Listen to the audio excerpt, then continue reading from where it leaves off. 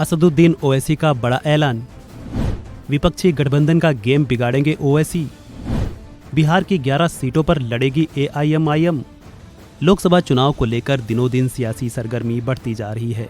सियासी रणनीति और राजनीतिक जोड़-तोड़ भी जोर पकड़ रहा है। इस बीच एआईएमआईएम चीफ असदुद्दीन ओवैसी के ऐलान ने बिहार की राजनीति का पारा हाई कर दिया है।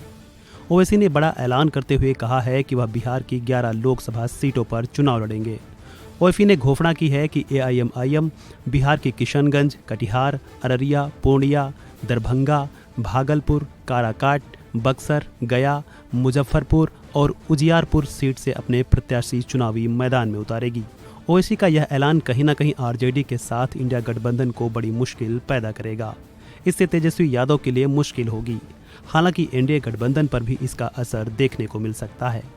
मामले को लेकर एआईएमआईएम नेता अख्तरुल ईमान ने क्या कुछ कहा, सुनिए। भाई, बिहार में और राष्ट्रीय स्तर पर हम लोगों ने बड़ी कोशिश की कि सेकुलर वोटों का बिखराव नहीं हो। हम लोगों ने इंडिया गठबंधन के तहत शामिल होने का इरादा किया। हर चंद के इन लोगों ने हमारे सीने पे खंजर भी घोंपा, हमारे लोग तोड़ लिए गए। लेकिन राष्ट्र हित में, दलितों के हित में, अक़लियतों के हित में ज़रूरी है कि मैं उनका साथ देता। हम लोगों ने बड़ी कोशिश की, लेकिन अब भी ढाक के 3 पात हैं। ये सारी पार्टियां ये चाहती हैं कि दलितों और अक़लियतों का वोट लें, लेकिन इनको कहीं भी प्रतिनिधित्व में हिस्सेदारी न दें। तो ये बड़ी दुख की बात है। नतीजा ये हो रहा है कि हम लोगों का दबाव है पार्टी के तमाम तर कारकुनों का, हमारे जो वर्कर्स हैं उनका, कि साहब हम लोग इतना प्रयास करते हैं, अगर हम लोग इस तरह से विफल हो जाएं तो कैसे क्या होगा। तो हम लोगों ने 11 सीटों पर बिहार में लड़ने का फैसला किया है। 4 सीटें हमारी सीमांचल की, अररिया, पूर्णिया, कटिहार, किशनगंज। यहाँ से मैं घोषित प्रत्याशी भी हूँ। कटिहार से आदिल हसन साहब को इलेक्शन लड़ने का बड़ा दबाव था, उनका नाम पेश किया गया है। और बक्सर से, काराकट से, गया से, मुजफ्फरपुर से, उजियारपुर से, दरभंगा से और भागलपुर से हम लोग इन लगभग 10-11 स्थानों पर हम लोग इलेक्शन लड़ने की पूरी तैयारी कर रहे हैं। और हम लोगों ने जो लोग वहाँ के प्रत्याशी थे उन लोगों को हम लोगों ने हैदराबाद से रब्ता करने के लिए कहा है। और वहाँ के जो मुकामी संगठन है उन लोगों से हम लोगों ने राय लेना भी शुरू कर दिया है। प्रत्याशी की घोषणा कब तक कर देंगे?